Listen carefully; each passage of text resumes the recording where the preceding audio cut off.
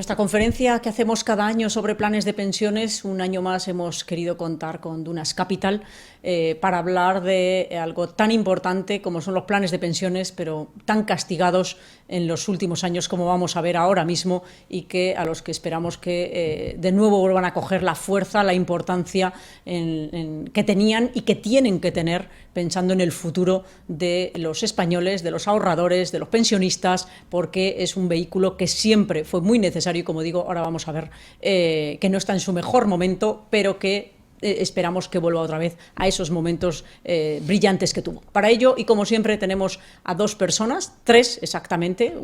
Cristian Santos, nuestro banquero privado de Andbank, que nos acompaña todos los años, y de Dunas Capital tenemos a dos personas. Como siempre, tenemos con nosotros a Borja Fernández Galiano, que es el director comercial de Dunas Capital, y tenemos también a Alfonso Benito, que es el director de inversiones de Dunas Capital. Y como ven ustedes, pues a Borja lo tengo ya a mi lado y le doy la bienvenida a esta conferencia anual de planes de pensiones. Borja, muchas gracias, María Jesús. Un placer estar aquí como todos los años y muy agradecido de que nos hayáis vuelto a invitar. Estás conmigo en que los planes de pensiones tenían que estar en mejor lugar que el que tenemos en estos momentos, ¿no? Sin duda, sin duda. La verdad que, bueno, yo ya no sé muy bien cómo afrontar esta situación, ¿no? Es verdad que en España el tema de las pensiones es un mal endémico, ¿no? Por así decirlo, y creemos que el sistema está absolutamente desfasado y sobredimensionado, ¿no? Y decimos esto fundamentalmente por tres razones. Primero, una, que es por cuestiones demográficas, es decir, la pirámide poblacional no perdona.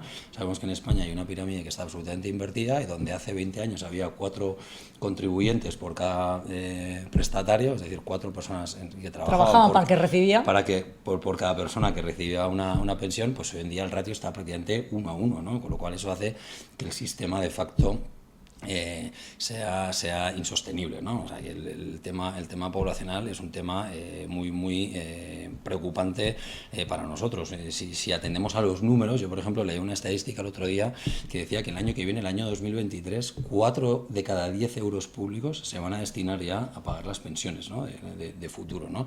Y que en España había aproximadamente el 20% de las personas, de la población del país estaba ya en edad de jubilación, pero que es que en el año 2050 ya será el 30%, ¿no? Con lo cual, realmente creemos que el sistema, pues hay que hacer algo, ¿no? Decía la pirámide poblacional, que es el primer problema, y el segundo problema, el más importante, que ahora hablaremos más en detalle, es la retirada de estímulos fiscales, ¿no? Y ha sido un absoluto atropello para un producto de estas características, ¿no? Y en este sentido hay que ponerlo en conocimiento a la gente que España está en una situación de desventaja clara con respecto a sus competidores de la Unión Europea. Nosotros tenemos, de los 27 países que hay en la Unión Europea, hay 18 países que tienen un sistema fiscal mejor que el español a la hora de beneficiar las contribuciones. Es que, de hecho, nosotros hemos venido, si te das cuenta, empeorando. Sin duda. Porque de las últimas décadas, porque siempre hemos estado dentro de lo que es la planificación patrimonial, y como bien dices, ya se sabía que esto de las pensiones era un problema y que hay que complementar la pensión que se vaya a recibir con ahorro particular, y el vehículo que siempre se utilizó fueron los planes de pensiones individuales, ¿verdad? Y con las ventajas fiscales, porque era para animar a la gente a ahorrar en el plan de pensiones y gestionarlo correctamente. Luego iremos viendo eso también, ¿no? Con Alfonso y demás. Pero es que yo recuerdo que llegamos a poder desgravar hasta más de 20.000 euros por contribuyente. Y eso ha ido reduciéndose hasta la mínima expresión. Es que recuérdanos cómo tenemos la normativa en estos momentos. Bueno, es decir, por eso digo que venimos de situaciones muy favorables que venían precisamente a esto, o sea, decir, y que además han ayudado a mucha gente a ahorrar. Luego, otro tema es que haya gente que nos esté escuchando y diga: oye, mi padre tuvo un plan de pensiones y habla fatal, o yo lo tengo o lo tuve y qué mal, porque cuando lo saqué pagué muchísimo. Pero es porque lo sacaron mal. Es decir, no planificaron la salida del plan de pensiones. Los planes de pensiones tienen su entrada y tienen su planificación fiscal de salida. Entonces, si las cosas las haces bien, no te ha dañado Hacienda, al contrario, te has beneficiado. Si lo haces mal, como todo en lo que es en los patrimonios, si lo haces mal y no lo planificas bien, solo te puede salir muy mal. Por tanto, los que crean que los planes de pensiones, lo que estamos diciendo, no es verdad y no benefician, no, que sepan que están en un error. El error lo tienen ellos, porque no han hecho lo correcto, ¿no? Por eso decía, recuérdanos lo mal que tenemos la normativa fiscal en nuestro país con este asunto. Básicamente para el tercer pilar, que es el de las pensiones individuales, pues ahí han ido rebajando el límite desde los 20.000 que decías tú a los 8.000, luego los 5.000, y a día de hoy nos encontramos en una situación bastante adversa, que es que ya solo se puede deducir uno por aportaciones de hasta 1.500 euros, ¿no? Que el límite es bajísimo. Y pongo una cuestión aquí, la saco encima de la mesa, y es que con este sistema, es decir, la acumulación que puede tener un ahorrador español a lo largo de toda su vida, a lo largo de toda su contribución, a la hora de rescatar ese importe que ha ido aportando durante todos los años, es por debajo de la media de los países de la Unión Europea. Incluso si nos vamos a los países más desarrollados, a Reino Unido, a Holanda, etcétera, etcétera, es hasta 5 o 6 veces menos. Quiere decir que con este límite lo único que estamos haciendo es reducir la bolsa cada vez más y más, desincentivar el ahorro en pensiones, depender cada vez más de la pensión pública, que sabemos que está... ¿Y cómo va a terminar esto? Pues a reducir, es decir, la cuantía que se va a recibir cada vez es menor y aumenta el ahorro privado, o si no... Exacto, y entonces en lugar de incentivarlo, lo que están haciendo es reducirlo. Y luego hay otro problema que también quiero poner encima de la mesa, que es el tema de la indexación de las pensiones a la inflación. O sea, llevamos muchos años ya desde el Pacto de Toledo diciendo que las pensiones no se pueden indexar a la inflación porque cada vez hay más prestatarios y menos contribuyentes, y resulta que ahora llega este gobierno y lo vuelve a hacer con una inflación que está desbocada. Es decir, el año que viene, en 2023, las pensiones van a subir un 8,5% de media, cuando que la bolsa... La pregunta es quién va a pagar eso, porque pues aquí no se creen sabemos, que las generaciones que vienen detrás, pobrecillos míos, que se hagan a la idea que si yo tuviera 20 años me sentiría muy decepcionada con cómo está gestionando el actual gobierno el futuro de los jóvenes de nuestro país. Es decir, porque los del presente, y encima, cuéntalo tú, ¿qué significa subir las pensiones al IPC? Con el monstruo de la inflación, ¿qué le hacemos? Totalmente. Alimentar el monstruo. Lo que estamos consiguiendo es que el sistema entre en bancarrota mucho antes de lo que habíamos Por eso digo que pobres jóvenes, donde se están enfrentando a un gobierno que no piensa en ellos, pero absolutamente nada. Porque este gasto improductivo, este destrozo de la gestión económica, ¿verdad? ¿Quién lo va a pagar? Como siempre digo, ¿quién lo va a pagar? Las generaciones que vienen detrás a base de mucho esfuerzo, mucho trabajo y mucho sacrificio, con lo cual... Absolutamente. Y otro tema también que quiero que nos cuentes, que yo creo que es muy relevante, es que además, cuando decías antes lo de los 1.500 euros, además no es así para todo el territorio común. Efectivamente, es decir, que se producen determinadas discriminaciones dentro del territorio común que lo único que hacen es poner en solfa pues, las diferencias que hay entre unas comunidades y otras, ¿no? Por ejemplo, comentábamos antes el tema de las EPSVs. No tiene ningún sentido que en una parte del territorio se pueda uno deducir 5.000 euros y en otra parte del territorio solo pueda uno deducirse 1.500. Que hagan esa discriminación por donde vivas o donde tengas tu residencia fiscal. Pero pues ahí lo sabemos todos de dónde viene. Un gobierno rehén de determinados partidos, de determinadas nacionalidades, que estas nacionalidades, en lugar de pensar en el bien del conjunto de España y por tanto demostrar que están a la altura de un país que piensa que aquí puede gobernar todo el mundo, pero gobernando para todos, pues realmente lo que están haciendo es aprovechando los privilegios de su coyuntura y de su situación y de lo que pueden chantajear, porque es realmente así, a un gobierno para llevar los beneficios a las personas que viven en esa comunidad autónoma. Los 5.000 que dices, más creo que otros 8.000 más. Otros 8.000 de contribución. Que puede hacer la empresa y pueden desgravarse hasta 12.000 euros. Es que de 1.500 a 12.000 estamos hablando de que un contribuyente del País Vasco puede tener una desgravación fiscal en torno, exacto, en torno a 5.000, 6.000 euros si cogemos los marginales, que no tiene el resto del territorio. O sea, es decir, ¿así se gestiona un país? Esta es la pregunta, ¿sabes? Es decir, y además tenemos que estar contentos, ¿no? Es decir, y satisfechos de todo este daño que están causando a algo tan necesario como son los planes de pensiones, al conjunto de los ciudadanos de nuestro país, y por tanto, bueno, pues la situación, la verdad es que, como decía yo al inicio, no puede ser más decepcionante, ¿verdad? Es un poquito descorazonadora, sin duda, ¿no? Y cuando vemos encima, adentrando un poco más allá, en la reforma que acaban de hacer, en la nueva ley de pensiones, pues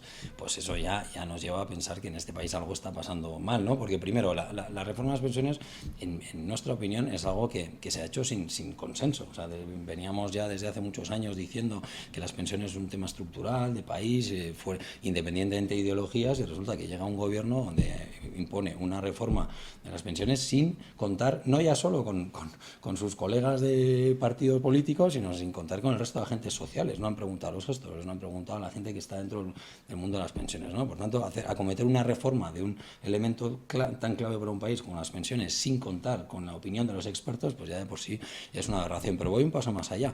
Lo que han hecho es fomentar el segundo pilar. está muy bien, oiga, usted fomente las pensiones de los planes de empleo, que las empresas contribuyan, está bien, pero lo que no puede ser es fomentar el segundo pilar a costa del tercer pilar, y sobre todo cuando el segundo pilar ni siquiera está desarrollado.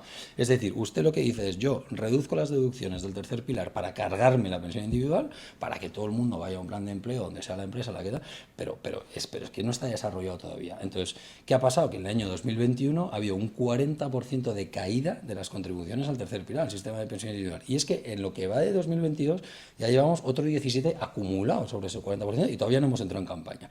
Con lo cual, es que estamos perdiendo una cantidad de activos, una bolsa de dinero que podría estar contribuyendo a que las pensiones tuvieran un colchón, que vayan acumulando colchón para el futuro. Es que es un colchón individual para el futuro. Se calcula que solo desde que se anunció la reforma hasta que se ha hecho la ley se han perdido la friolera de 4.000 millones de euros de gente que ha dejado de contribuir al tercer pilar y que no ha podido contribuir al segundo pilar porque todavía no está desarrollado. O sea, hay algo más absurdo que tú perjudiques a uno de los sistemas sin darle la en beneficio de otro sistema sin que esté creado. Es que al final pues el dinero pues no entra, ¿no? Por tanto, en nuestra opinión, la reforma es bastante desacertada, por decirlo de una manera descafeinada. Sí, eso, es que es dramático. No, es que la situación ya en muchos campos y es realista, no es ni siquiera opinión, es objetiva y real de cómo están sufriendo todos los sectores en todos los campos y da igual a cuál toquemos, porque es algo que afecta al presente y al futuro de mucha gente, pero así en todos los sectores. ¿Qué soluciones creéis que puede haber, Borja? Pues mira, aquí nosotros, la solución evidentemente es que la gente se siente de verdad a hablar, a consensuar. Cuando hablamos de gente, hablamos de los responsables políticos. Hablamos de los responsables políticos. Pero bueno, eso es lo que tienen que legislar y hacer cambios en la buena dirección. Y para todo el mundo. Y para todo el mundo. No solo para los suyos. Exacto, no solo pero para unos. Aquí nosotros le vemos tres soluciones así a bote pronto, ¿no? La primera sería, evidentemente, reducir las prestaciones, que esto es algo muy impopular, pero bueno, es algo que a lo mejor tendríamos que plantearnos a futuro, que en España es uno de los países donde las prestaciones... Va a ir pasando con las nuevas, en proporción a las que vienen de antes. Es decir, aumentado. que eso ya lo tienen, que ya no se recibe en la misma proporción. Es decir, la disminución de lo que se recibe es un hecho, no para los que lo cobran, que tienen derechos consolidados, pero sí para los que vienen detrás. Eso es. Con lo cual ya, por eso decimos que entre que ya van a recibir menos y que no se les estimula a que tengan ahorro privado, van a tener que hacer muchos números. Pero es algo que no se le ha dicho a la gente, con lo cual es una de las soluciones que podemos sentir a la mesa, pero hay que explicarlo bien, porque aquí nadie lo está explicando. Pero bueno, esa sería una de las soluciones. La otra solución sería aumentar, por lo contrario, aumentar las contribuciones. Pero para aumentar las contribuciones, pues claro, necesitas incentivar el trabajo, necesitas incentivar fiscalmente la contribución a estos sistemas que hemos dicho, el tercer y también el segundo pilar, porque los planes de empleo ni siquiera benefician a las empresas, porque luego no tienen esas deducciones en el impuesto de sociedades por las contribuciones, que son otras cosas que nosotros también queremos denunciar aquí, ¿no?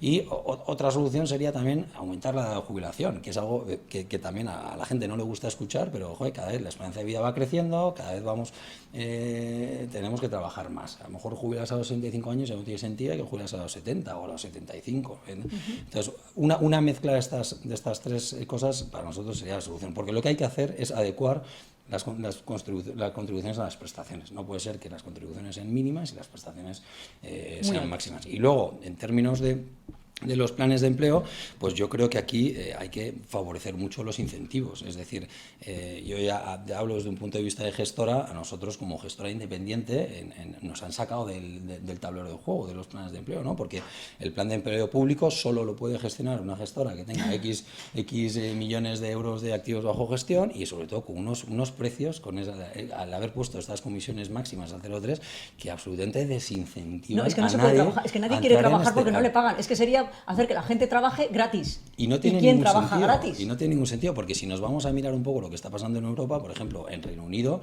la comisión mínima, en Holanda la comisión mínima es 0,50, en Reino Unido la comisión mínima es 0,75. Eso hace que las gestoras independientes, que las gestoras de las pensiones quieran entrar en este negocio y quieran favorecer el sistema. Pero si lo de los recursos, lo de las comisiones, siempre se hizo desde hace 30 años en función de la complejidad de los activos que gestionas y de la rentabilidad y el retorno que puedo esperar de ellos. O sea, es decir, es lo mismo gestionar renta variable que activos a corto plazo, a comprar pagarés o cualquier activo a corto plazo. ¿Es el mismo tipo de gestor? ¿Tiene el mismo tipo de sueldo? absolutamente no.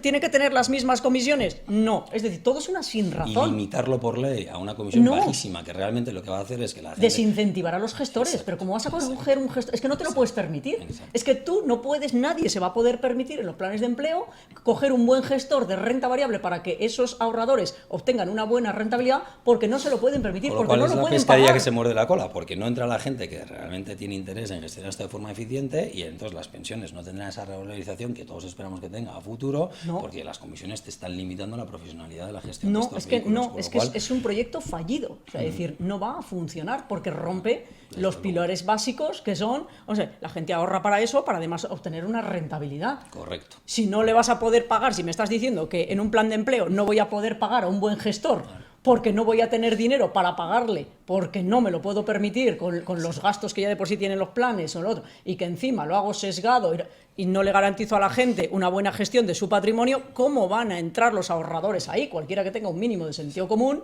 no va a entrar, va a ir a inversiones alternativas como los fondos de inversión, que al final va a ser una salida natural. Yo creo que aquí, no sé, compartes conmigo, ¿verdad? Es decir, va a haber dos salidas, porque la gente va a ahorrar para complementar sus pensiones, porque tiene que hacerlo por sentido común y sentido de la previsión. El tema será, si rescatamos los planes de pensiones, que yo espero que un nuevo gobierno con más sentido de futuro y del realismo y de cómo ayudar a la gente, volvamos a recuperar cosas que hemos perdido en el pasado, como estábamos diciendo, ventajas fiscales, más libertad en el tema del, bueno, como veníamos, las comisiones, que se pague en función de los activos, en fin, todas esas cosas, de la calidad y de la categoría del gestor y de los activos que gestiona, que es que esto es pura economía de la inteligente, es pura productividad. A mí no me importa pagarle más a alguien que es muy bueno y que me ayuda a mí a ganar más. Superior, exacto. Bueno, en fin, eso por un lado.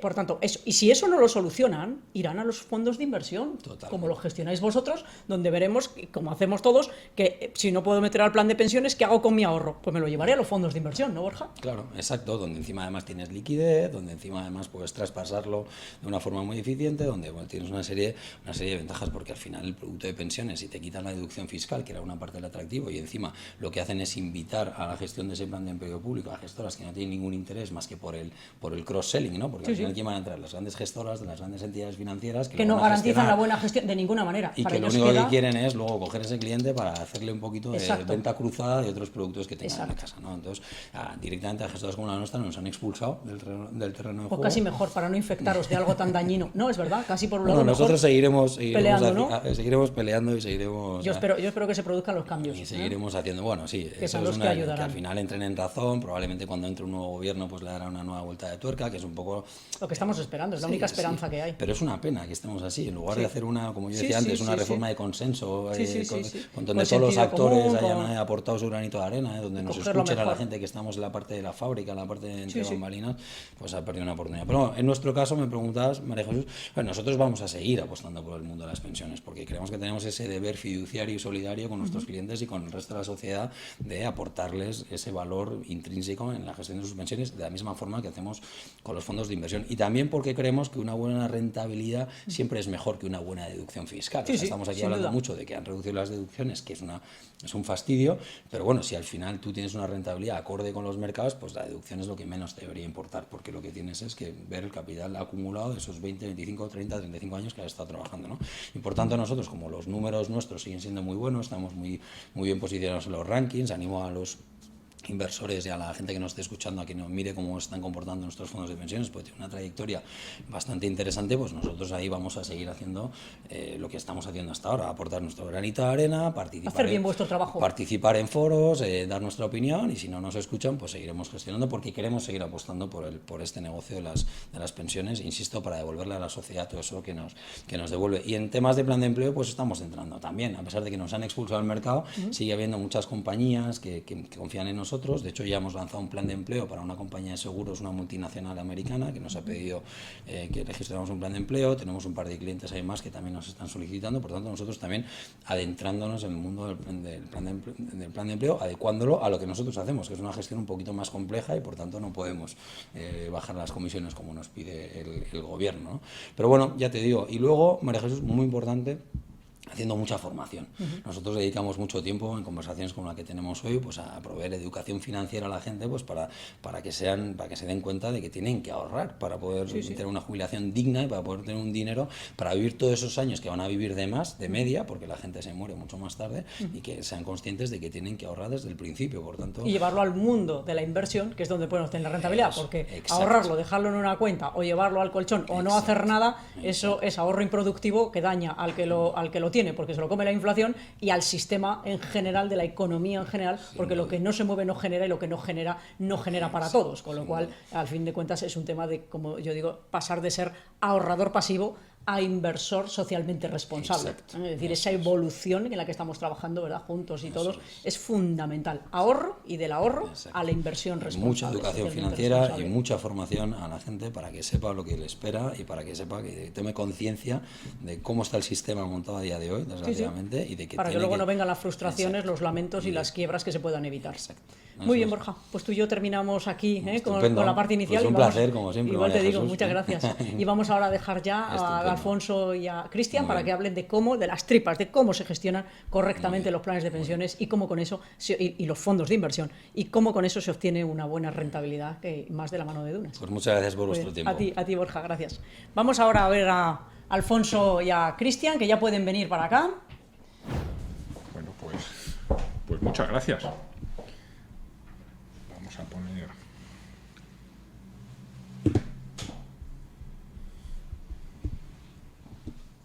Ahí lo tiene.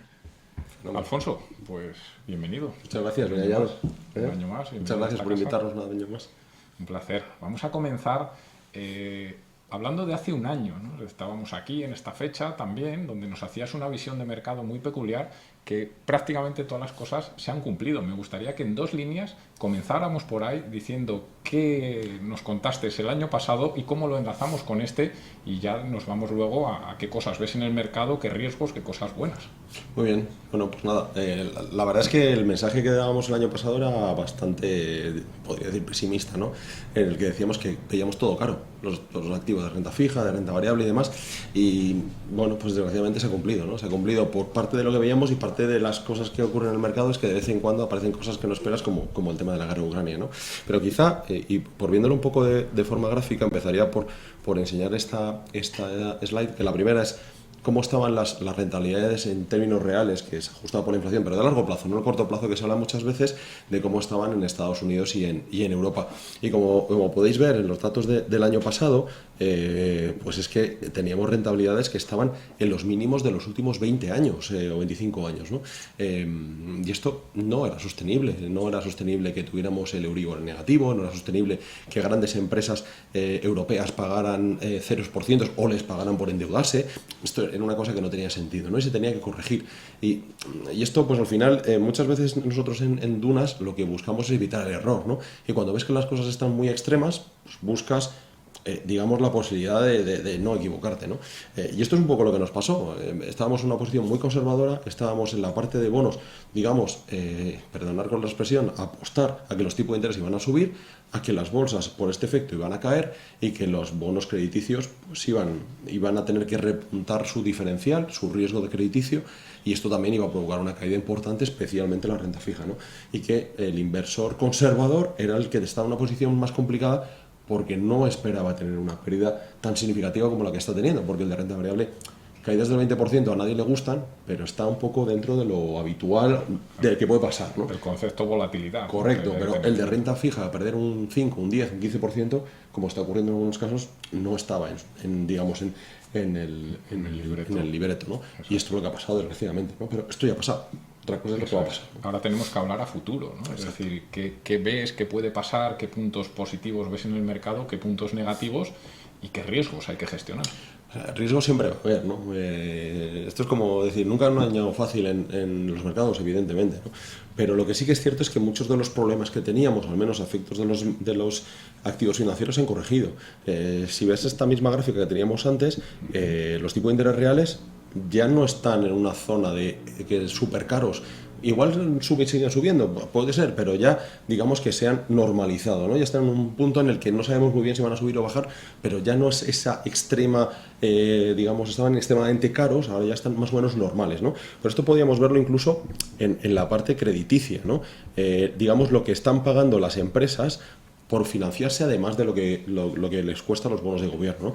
Ya estábamos viendo que el año pasado estábamos pagando unos diferenciales muy bajitos. Esto siempre pongo el ejemplo de, por ejemplo, un bono de Ericsson el año pasado, una empresa que todos conocéis, la de los móviles y tal, que a un bono a 8 años pagaba un 1%, por el incremento de los tipos de interés y por el incremento de los diferenciales, a día de hoy está pagando un 7%. Claro, es que no tiene nada que ver. Antes, desde luego, no era ninguna oportunidad, y ahora con el repunte de los diferenciales, tanto en el mundo de los bonos de grado de inversión como en el mundo de los, digamos, de alta rentabilidad, esto ha cambiado. Entonces, ¿es atractivo invertir en un bono de Ericsson, una superempresa, miles de empleados en todo el mundo y más al 7%? En mi opinión, claramente. Frente a la renta variable, ¿no? Correcto, y luego piensas y dices, un inversor que invierta en renta variable, pero yo siempre hablo de un inversor, no un especulador. Cuando estás pensando en un inversor que es el que busca tener rentabilidades del 7, 8, 10% de forma consistente a lo largo de los años, también hay que intentar hacerlo de la manera más eficiente posible, con el menos riesgo posible, menos volatilidad posible, si quieres, ¿no? Claro, cuando tú esperas rentabilidades del 8 o 10%, pero tienes activos mucho más seguros que te están ofreciendo esa rentabilidad, pues no parece demasiado lógico seguir invertido en renta variable cuando puedes invertir, ¿vale? Que son bonos que a lo mejor no son los más seguros del mundo, pero un bono siempre es más seguro que una acción, aunque no sean de las empresas, digamos, más seguras que hay. Entonces, nosotros estamos viendo este tipo de oportunidades, ¿no? Y esto, como comentaremos un poco a continuación, lo estamos implementando en los planes de Dunas, ¿no? Si hablamos de renta variable, pues evidentemente la renta variable ha caído, ¿no? Pero hay un tema que igual alguno de las personas que nos están viendo han leído, ¿no? Y es que hay sesudos analistas que dicen, es que la renta variable está muy barata. Puede ser. El tema es que se están estimando una serie de beneficios a futuro que en nuestra opinión difícilmente se van a producir, un entorno en el que tenemos inflaciones del 7-8% también para el año que viene, que los crecimientos van a ser bajitos y tal. El que se incrementen los beneficios, como está esperando el consenso de analistas, a nosotros nos parece complicado. No pensamos que la renta variable vaya a perder muchísimo, pero hay riesgo todavía de que haya un salto hacia atrás. Pero en los bonos nos parece que, insisto, siempre puede caer otro poco más, pero con rentabilidades del 7% solamente ya por el cupón, va a ser difícil perder dinero. Son ocasiones muy claras, ¿verdad? Para invertir, no para especular. Correcto. Tenemos ese concepto de nuevo, ¿no? Pues mira, Cristian, yo hace 15 años que no veo una oportunidad parecida en el mundo de la renta fija. Entonces, estas oportunidades se dan de vez en cuando. Y nosotros pensamos ahora mismo que donde hay que poner el riesgo es en este tipo de bonos. Comentamos el caso de Ericsson, hemos comprado bonos de Repsol cerca del 8%, Fíjate. bonos de CaixaBank al 10%, comentábamos antes, ¿no? Hay mucha gente que está diciendo ahora, oye, con este entorno de tipos de interés los bancos van a ganar mucho dinero. Estamos de acuerdo, pero para un inversor de nuevo que lo que quiere es invertir y que puede comprar un bono de CaixaBank al 10% con un tercio de la volatilidad de la acción, oye, a mí me parece que tiene mucho más sentido, salvo que lo que estés buscando es doblar tu patrimonio con el riesgo de quedarte en la mitad, el invertir en este tipo de activos, ¿no? Este mismo bono el año pasado daba una rentabilidad del 3%. No es que no tiene que ver, ¿sabes? Entonces, nos parece que hay que posicionar las carteras ahí. Y que si la renta variable al final estos beneficios se ajustan y cae un 10-15%, a lo mejor hay que meter renta variable, pero tenemos ese riesgo, ¿no? De que te pegue un poquito más hacia abajo. Y hacia arriba parece complicado que vaya a ir mucho más arriba, porque salvo que haya un incremento de los beneficios, que parece complicado, incluso aunque se arregle a corto plazo lo de Ucrania, en todo caso parece que es, en términos de rentabilidad, riesgo, seguridad, volatilidad, parece más seguro una cosa que la otra. Eso es importante, ¿verdad? Y ahora, toda esta visión que nos has expuesto, hay que pasarla a las carteras de inversión, hay que pasarla a los productos, ¿no? Entonces, me gustaría que nos hablaras de cómo lo has implementado, qué fuentes de rentabilidad has tenido en los productos. Y hablo de fuentes de rentabilidad porque me gustaría que hablaras de los números también, ¿sabes? Sí. De lo que has hecho, lo que están haciendo tus productos en este año, ¿no? En qué cosa eres positiva, negativa, para que nuestros seguidores puedan tener una visión clara de cómo se gestiona ese concepto retorno absoluto. Pues mira, aquí en esta transparencia lo puedes ver, ¿no? Nosotros, como decíamos a principio o finales del año pasado, nosotros veíamos que los tipos de interés tenían muchas probabilidades de subir, con lo cual lo que teníamos que tener era una posición en la que si esos tipos de interés subían no perdiéramos, e incluso si pudiéramos recuperáramos parte de las pérdidas que íbamos a poder tener en otro sitio, ¿no? Y aquí, como puedes ver en el gráfico, en la parte de renta fija nosotros hemos ganado dinero. Algún inversor dirá, yo, ¿esto cómo se hace? ¿no? Porque no hay bonos que hayan subido en precio, es verdad, no hay bonos o poquísimas excepciones, ¿no? Nosotros hemos utilizado instrumentos de cobertura, derivados, que nos han ayudado a recuperar parte de lo que se perdía en nuestra cartera de renta fija. Y luego, por otro lado, nosotros hemos utilizado también derivados de cobertura de renta variable para cubrirnos de las posibles pérdidas que tenía tanto la renta variable como los diferenciales de crédito, ¿no? Que al final estamos hablando de la misma empresa, pero en vez de la acción, los bonos que tienen, y que cuando la empresa va a peor o el mercado estima que va a peor, pues le van a exigir más rentabilidad. Y eso se puede ver aquí, ¿no? En la parte de renta fija de deuda pública hemos tenido rentabilidades positivas que ha compensado la parte negativa de los bonos que teníamos en cartera, y por otro lado la parte de renta variable, las coberturas, especialmente en Estados Unidos, nos han ayudado a que sí que es cierto que tenemos ligeras pérdidas, en torno al 1%, ya nos hubiera gustado no tener pérdidas, pero bueno, son creo que relativamente bajas, pero sobre todo la foto para el año que viene ha cambiado de forma radical. Mientras antes podíamos estar esperando rentabilidades en torno al 0,5, 1%, 2%, ahora estamos hablando de, con una certeza bastante elevada, de rentabilidades del 5 o 6% para los próximos 5 años, con una certeza bastante elevada. Y eso teniendo una posición en renta variable prácticamente nula. Que si se produce eso e incorporamos la renta variable, que es lo que estamos esperando, y con una perspectiva de rentabilidad estándar del 10%, estaremos hablando, en vez de 5 y 6%, estaremos hablando de 7, 10% para los próximos 4 o 5 años. Anuales.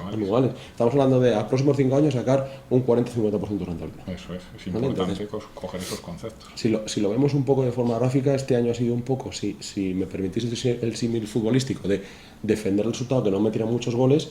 En cambio ahora parece que se está poniendo en el escenario para empezar a salir un poco más al ataque, a poder volver a meter goles, ¿no? Que era un poco lo que estábamos esperando de los últimos años, porque las oportunidades de generar rentabilidades consistentes, sin que, digamos, fueran anormales por la actuación de los bancos centrales, no se producía. Ahora parece que estamos en ese entorno. Eso es importantísimo, ¿no? Veía ahí antes una transparencia donde me gustaría que en 30 segundos te pararas a ver qué cosas ves positivas y negativas, y luego ya fueras producto a producto, sobre todo en los dos grandes productos de riesgo medio que tenemos, ¿no? Pues en esta transparencia, como bien decías, básicamente el posicionamiento que tenemos en Dunas queda muy resumido. Si ves la parte de crédito, estamos positivo en casi todos los activos. Insisto, positivo, que no muy positivo. ¿Por qué? Porque siempre hay que pensar que la cosa que a día de hoy está atractiva puede estar más atractiva dentro de 6 meses o algo por el estilo, ¿no?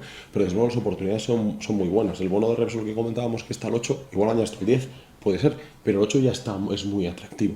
En cambio, como decíamos, la parte de renta variable, que también podemos ver aquí, todavía estamos en una posición bastante conservadora, y sobre todo lo que tenemos es vía coberturas, que no solamente aplicamos a renta variable, sino en general a toda la cartera, porque hay muchos riesgos. No sabemos cómo va a acabar lo de Ucrania, no sabemos el tema de la energía, cómo va a acabar, cuánto hay que subir los tipos de interés. Hay muchas incertidumbres todavía, y que creemos que la parte más débil, por decirlo de alguna forma, es la renta variable. ¿Por qué? Si las empresas empiezan a tener problemas, el propio director financiero va a quitar dinero que da a los accionistas para reforzar el balance de la compañía, para que la compañía sobreviva, que pague sus deudas y pueda seguir funcionando.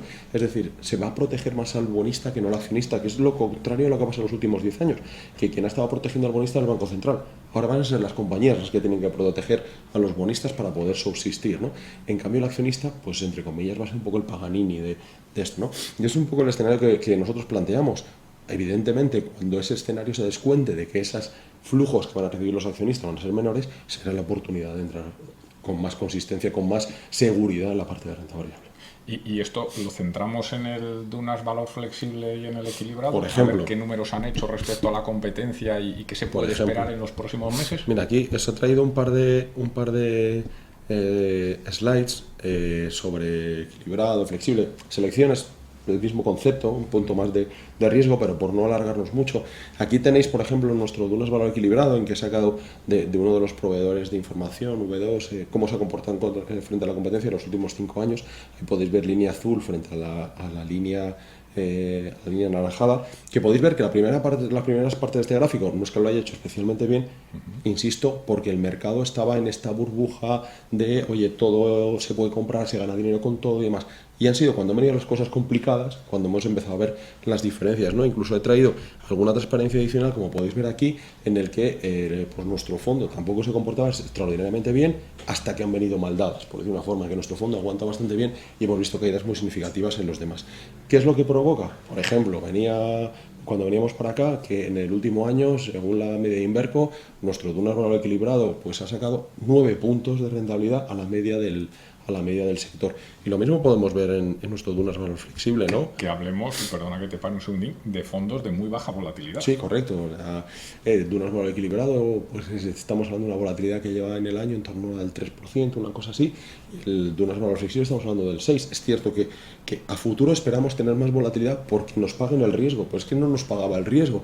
Nosotros, digamos que esto es como cuando vas al supermercado, no vas a gastarte el riesgo, tu dinero, aunque esté todo muy caro, ¿no? Eso es un poco lo que nosotros intentamos hacer en Dunas, gastarnos el riesgo de nuestros inversores cuando merezca la pena, no esto de estoy invertido y consumiendo el riesgo aunque no lo pague, ¿no? Porque digamos, respetamos mucho el dinero de nuestros inversores, ¿no? Y en Dunas Valor Flexible pues, nos pasa 3/4 de lo mismo, y aquí de nuevo se vuelve a ver, ¿no? Frente a dos competidores, en cuanto ha venido mal dadas, pues aquí nosotros hemos sobrevivido, por decirlo de una forma. Y esto tiene una ventaja, y es que cuando tú en momentos de caídas no caes, los demás te caen un 10, cuando haces un acumulado, para que este del 10 recupere mucho, tiene que subir un 15, un 20.